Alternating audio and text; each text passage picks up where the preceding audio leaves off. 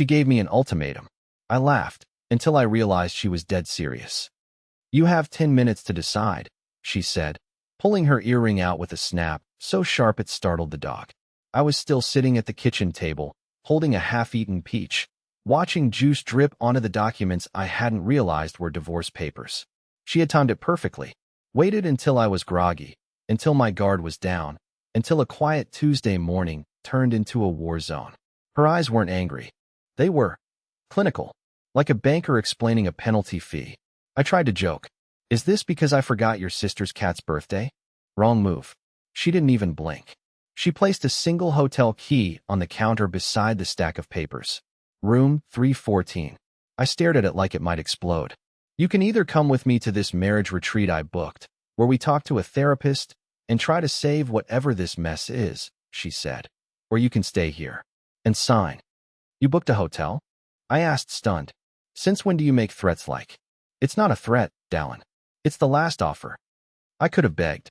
I could have done what she expected.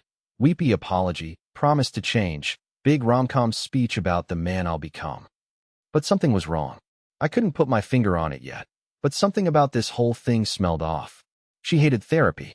She hated hotels. And she never gave ultimatums. So why now? Then it hit me.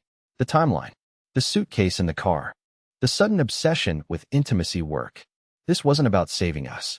It was about justifying something she had already done. But I didn't say a word. I just smiled and said, I'll pack my things. Because sometimes the best way to catch a liar is to play along. And that, Reddit, is how I ended up in room 312, right across the hall from hers. I followed her ultimatum, but not the way she expected. The drive to the hotel felt like a scene someone else had written. She was ahead of me in her car, taking the turns like she'd practiced them. Confident. Calm. I stayed a few cars back, pretending not to follow even though I already knew I'd booked the room across from hers. I had no plan. Just a pit in my stomach and a whisper in my head that something was wrong. Deeply, surgically wrong.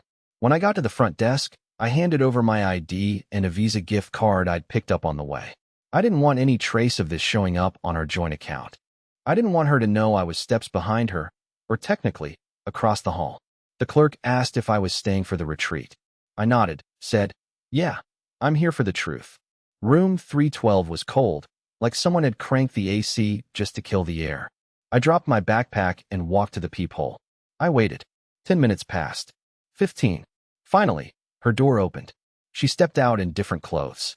Tight black jeans, heels, blazer. Not therapy attire. Not even close. She wasn't heading to a couple's retreat. She was heading out. Alone. I snapped a photo from the crack in the door. Not to use. I didn't even know what I was documenting yet. Just instinct. She walked down the hall without looking back, texting someone with a smile I hadn't seen in months. The elevator dinged. She disappeared. I waited until I heard the soft mechanical sigh of the elevator reaching the ground floor. Then I crossed into her room. I didn't break in. I didn't need to. The door clicked open with the oldest trick in the book, a copied keycard. You'd be surprised what hotel staff will do when you look desperate enough. Inside, it was sterile. Clean. Too clean. But there was one thing she forgot. A second phone, charging on the nightstand. Not her regular phone. This one was unlocked. Wide open. Like a confession she never meant to make. I picked it up. First thing I saw was a message thread labeled T. Don't open at home. And the most recent text? Just 4 words. He still suspects nothing. I sat on the bed, phone in hand, unable to move. Nothing. I had suspected everything. And she had no idea what was about to happen next. She thought I'd never find out, but I was already in the room. I stared at that one message for longer than I'd admit. He still suspects nothing. 4 words, but they hit like a hammer. My ears rang. My face burned. I wasn't even sure who I was mad at. Her, for sending it. Or myself, for proving her right. The phone wasn't new, just old enough to hide. It had probably been in a drawer for months, maybe a year, used only when she wanted to be someone else. I opened the thread. The contact T had no photo, just a generic gray circle. No other name. Smart. But not smart enough. The messages stretched back weeks. Months. Hotel meetups. Flight confirmations. Blurred selfies I couldn't unsee. Things she'd written that I didn't think were even in her vocabulary. Things I never thought she was capable of. And then, something worse. One message, 2 weeks ago. You sure he'll go for the ultimatum?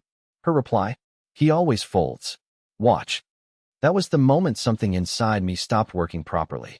Like a bone snapping, but quietly, without anyone noticing. I put the phone down carefully. I didn't throw it. I didn't scream. I just sat there, in that beige hotel room, with its stupid abstract painting and its lifeless white sheets, wondering when I had become such a joke to her. There was a knock at the door. I froze. My heart did this weird hiccup, like it wanted to run out of the room before I did. But it wasn't her. It was housekeeping. Just a girl in a uniform with a cart full of towels. I opened the door a crack and told her no thanks. She smiled, politely bored, and wheeled away. I looked back at the phone. I should have left. I should have walked out, tossed it on the bed, and vanished. But I didn't. I tapped into her photo album. I needed to know how far this went. There was a folder, hidden, named Inspo. I thought maybe it was for work. She's a designer. She saves stuff like that all the time. Color palettes, interior ideas. But these weren't designs. The first picture was of a dinner table, candlelit, 2 wine glasses, her hand in someone else's, cropped face, male wrist, silver watch, same kind I'd bought for her father last Christmas. The second photo was of a house, not ours, a listing, pending, a new life, already underway. And then a video. I pressed play, and my entire reality collapsed. The video changed everything, but not in the way I expected. I hesitated before pressing play. My thumb hovered over the screen for a good minute, like I was defusing a bomb I didn't fully understand. The room was quiet except for the hum of the air conditioner, that same low mechanical sound that always filled the silence in hotels. I almost convinced myself not to do it.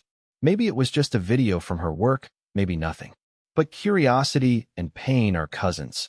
They make you do things logic never would. So I tapped play. The screen lit up, shaky at first, like whoever filmed it didn't know they were being recorded. The camera caught her reflection in a window, my wife, sitting at a table in a dim restaurant. Her hair was tied up the way she used to wear it when we were dating, the same way she swore she didn't like anymore. She was smiling, that soft, private smile that used to belong to me. But it wasn't the smile that broke me. It was the voice that came next. Tell him whatever you need to, the man said. His voice was calm, older, deliberate. He'll do what he always does. He'll stay quiet. She laughed. Not nervously, comfortably, familiar. You don't know him like I do. He won't do anything. He can't even make a decision without me. The camera shifted, and for a second, his face came into view, partially lit, but enough for me to see it. My stomach clenched so hard I thought I might be sick. It wasn't some stranger. It wasn't a coworker. It was my boss, the man who'd been giving me friendly advice for months about taking more initiative in my marriage, the one who'd told me to surprise her with something bold. I paused the video, staring at the screen until my reflection merged with his blurred outline. I didn't know whether to throw the phone against the wall or laugh. The betrayal was so absurd, it almost felt staged. Like some twisted social experiment. How far can you push a man before he stops being one? I sat there for what felt like hours. Every memory I had of them together replayed in my head. Company parties, coffee breaks, those harmless jokes she brushed off. I remembered once, during a meeting, he said, "Your wife has great taste." Everyone laughed. So did I? It wasn't until the phone buzzed again in my hand that I came back to reality. A new message appeared on the screen. He's not answering. Did you tell him yet? Her or no? I'll do it tonight. Don't text here again. My pulse spiked. Do it tonight? What was she planning? I wasn't sure if it meant confrontation or something darker, but every instinct told me to get out of that room. Not to run away, but to prepare. I didn't want revenge. Not yet. I just wanted to understand why. I took one last look at her phone, then slipped it into my backpack. For once, I wanted to be the one holding all the cards. As I left her room, I noticed something I hadn't before, a second key card sitting under the lamp. Not for this hotel, for a different one across town. The name printed on it was all I needed to know. It was the same hotel where my company's next leadership retreat was being held that weekend. And she was already checked in. She didn't know I was coming, and I didn't come alone. I didn't go home that night. I couldn't. The idea of standing in the same living room where she'd kissed me before heading to therapy made my skin itch. Instead, I parked in the dim lot of a 24-hour diner, ordered 2 black coffees I didn't drink, and stared through the windshield for hours as the neon lights flickered against the glass. I felt weightless, like my life had slipped loose from its frame and was now just floating somewhere above me. Unreachable, but still watching. At 3:47 a.m., I made the decision. I was going to the retreat, but I wasn't going alone. I called Owen, my younger brother. We hadn't been close in years, too different, too many fights we never really settled. But he was the only person I could trust not to ask stupid questions. When he answered, his voice was groggy and confused. "Dallin, you alive?" "I need your help," I said. "Bring the camera." He hesitated, but not long. "What kind of help?" "The kind where if I disappear, you'll know where to start looking." He swore under his breath. "Jesus, I'm on my way." By 8 a.m., we were sitting in a car outside the second hotel, the one from the keycard. It was fancier than the one from the night before, tall glass windows, valet service, corporate vibes. The kind of place where affairs don't feel like sins, just executive decisions. I hated how normal it all looked. I gave Owen the rundown, the burner phone, the messages, the video, the keycard. His face didn't change much, but his grip on the steering wheel did. "You sure you want to go through with this?" "No," I said honestly. But she gave me an ultimatum, so I'm choosing option 3. The plan was simple. I'd check into the retreat under my name. She wouldn't expect that.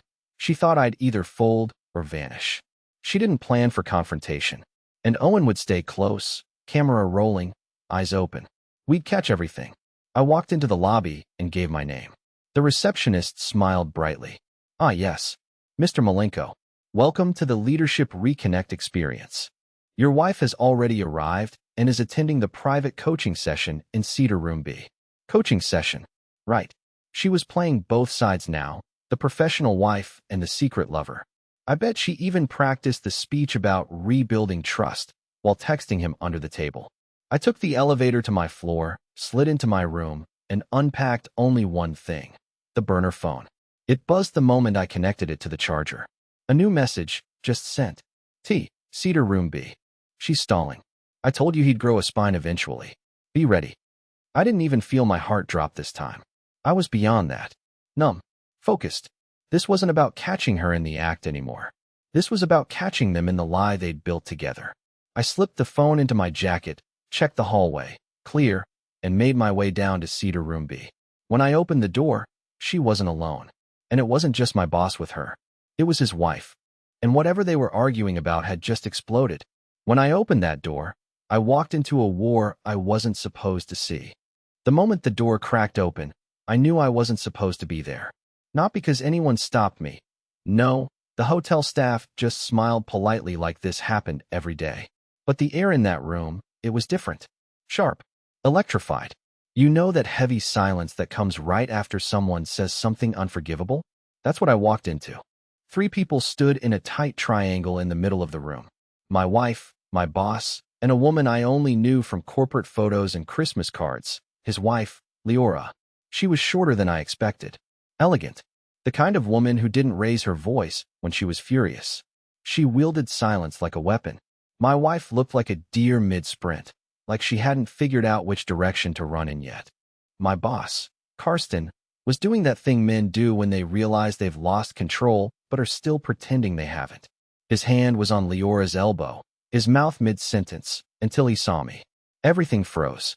Even the hotel's classical playlist seemed to glitch. "Dallin," my wife breathed, like she couldn't believe I existed outside her carefully curated timeline. What are you?" "Attending the retreat," I said calmly, shutting the door behind me. Karsten stepped forward like he was going to speak, but Leora beat him to it. "How long have you known?" she asked me directly. Her voice was smooth but trembling at the edges. Her eyes were glossy, not from tears, but fury. I glanced at my wife. "Since she left her second phone unlocked in a hotel room last night." Leora nodded once. "I found it 6 days ago. I just wanted to hear them lie to my face." "I didn't," my wife started, then stopped. Her hand fluttered up to her mouth, but no words came out. Karsten finally spoke. "This is a misunderstanding. Everyone's emotional right now. Let's not escalate." "Shut up," Leora and I said at the same time. We both blinked at that, and weirdly, it made me feel less alone. Then she turned to my wife. "Did you really think he wouldn't figure it out?" After everything? My wife didn't answer. Her eyes had gone glassy, scanning the floor, the wall, anywhere but at us. I recognized that look. It was the same one I had worn for months. I wanted to tell you, she whispered finally. I didn't know how. That sentence hit like a slap. I almost laughed. You didn't know how? You managed to plan an entire alternate life, but couldn't figure out how to send a text? Karsten reached for her hand, and that's when I lost it. I didn't hit him. I didn't scream. But I stepped right between them and pulled the burner phone from my jacket. I held it up. This phone has 6 months of messages. Voice notes. Photos. A video where you talk about me like I'm a broken chair you forgot to throw away. My wife paled. Leora narrowed her eyes. I dropped the phone on the small conference table. I backed everything up. Sent it to myself. And to Owen. Karsten's face finally cracked. Owen. My brother. Ex-cop. Tech nerd. The one who's been sitting in the hallway filming every person who walks in and out of this room. Panic bloomed in his eyes. Finally, there it was. I'm not here to make a scene, I said. I'm here to let you know I'm not folding this time. The house of lies you built? It's on fire. Then I turned to Leora. I don't know you, but I'm sorry. You didn't deserve this. She stared at me, then nodded once. Then she turned to her husband and said something I'll never forget. I want everything. The house. The firm shares. Even the dog. You can keep the trash. And just like that, she walked out. My wife didn't chase her. She just stood there, quietly shaking, as the life she thought she controlled collapsed around her. But I wasn't done yet. Because while they were busy worrying about the footage, they hadn't even asked what I actually planned to do with it. They thought I wanted revenge. I wanted something much worse. I didn't leave the room immediately. I wanted them to feel it, really feel it. That echo of silence after someone detonates the truth. The kind that crawls into your skin and lingers long after the conversation's over. Karsten sat down like the wind had been knocked out of him. My wife didn't move. She just kept staring at the phone like it was a grenade with the pin already pulled. I leaned against the wall and let them sit in it. I didn't need to scream. I'd spent too long choking on my own silence to waste breath now. Let them sit with the noise for once. Karsten finally tried to speak. Look, we were stupid. It started small. Drinks, late meetings, venting about work. You know how these things spiral. We didn't plan it. I tilted my head. You're right. I believe you didn't plan it. Because planned people don't get caught in 4 different hotels with matching timestamps. He opened his mouth again, but realized there was nothing left to say. Good. I turned to my wife. Did it ever occur to you that I knew who I was? That maybe I wasn't some weak, indecisive loser you had to fix? She swallowed hard. I never thought you were a loser, Dallin. No. You just wanted someone shinier. Someone louder. Someone who looked good at dinners and made people think you had a perfect life. You didn't want me. You wanted a version of me you could edit like a resume. She said nothing. I didn't expect her to. But that's when I said what I really came to say. I'm not leaking the messages. Not going to HR. Not exposing you to our friends or dragging you through court. I'm not going to burn your life down. Her eyes lifted slightly. Confused. Cautiously hopeful. That's not because I forgive you, I said. It's because I want you to live with the discomfort of knowing I could. Every single day. You'll never know if I kept the backup. If I gave it to someone. If it's time to release. If I'll change my mind one day. Karsten looked like he was going to be sick. I stepped closer, lowered my voice. You both get to live in a glass house now. Enjoy walking barefoot. Then I dropped the room key between them. That's for you too. I'm checking out. You can keep the retreat. Clearly, you've been working on something together. Neither of them moved. I didn't expect them to. The moment I opened that door, I felt 20 pounds lighter. Owen was waiting in the hallway, sitting casually with a soda in one hand and his phone in the other. Well, he asked. I nodded. It's done. He glanced toward the conference room. You want the footage erased? No, I said. Just bury it. Somewhere far. Password it. Forget the login. But don't delete it. He smiled. That's cold. No, I said. That's survival. As we walked toward the elevators, I realized something strange. I wasn't sad anymore. I wasn't shaking. I wasn't even angry. I was free. And I still had one last card to play. She tried to break me, but I walked away holding everything she lost. I didn't go back home right away. I didn't even tell her I wasn't coming back. She'd find out soon enough. Probably when she saw the spare drawer empty, my toothbrush gone, my desk wiped clean. I left my wedding ring in a mug we once bought at a gas station on a road trip through Oregon. Her favorite trip. I figured she could stare at it every morning and wonder when exactly she lost me. But truth is, she never lost me. She gave me away. It took me about a week to sort things out. I stayed at Owen's, who kept cracking jokes just to see if I could laugh again. Slowly I did. I filed for divorce. Quietly. No press, no drama, no grandstanding. Just signatures and silence. Her lawyer tried to reach out, offered some soft, apologetic deal. I didn't answer. I let my lawyer handle it. I didn't want apologies. I wanted peace. One evening, I drove out to the lake we used to visit. I sat on a bench and watched the water breathe. A woman was sketching nearby, humming to herself. She looked up, caught me looking, and smiled. Not a flirtatious smile. Just human. Kind. And for the first time in months, I didn't feel small. I didn't feel erased. I felt present. Real. Over the next few weeks, I rebuilt. Not just my space, but myself. I stopped drinking the coffee she liked. I cooked weird recipes without worrying about how they'd look on Instagram. I stayed up too late reading, played video games Owen always said were wastes of time, and took long walks without telling anyone where I was going. I got a new job offer from a smaller firm that valued people over politics. They'd heard about how I handled a difficult corporate fallout. Apparently, someone had seen leadership in it. I accepted the offer. As for Karsten, I didn't have to do anything. Word got out. Not because of me, but because people like him always unravel. His reputation cracked slowly, subtly. A few rumors here, an internal audit there. Last I heard, he was taking an extended leave to focus on personal matters. Good. And her? She messaged once. Just one line. I don't know who you are anymore. I didn't reply, because she was right. She didn't know me. She never really did. But I finally did. I'm not the man who stays quiet anymore. I'm not the backup plan or the comfortable choice. I'm not the project to fix. I'm not perfect, but I'm whole. And that's the best revenge there is.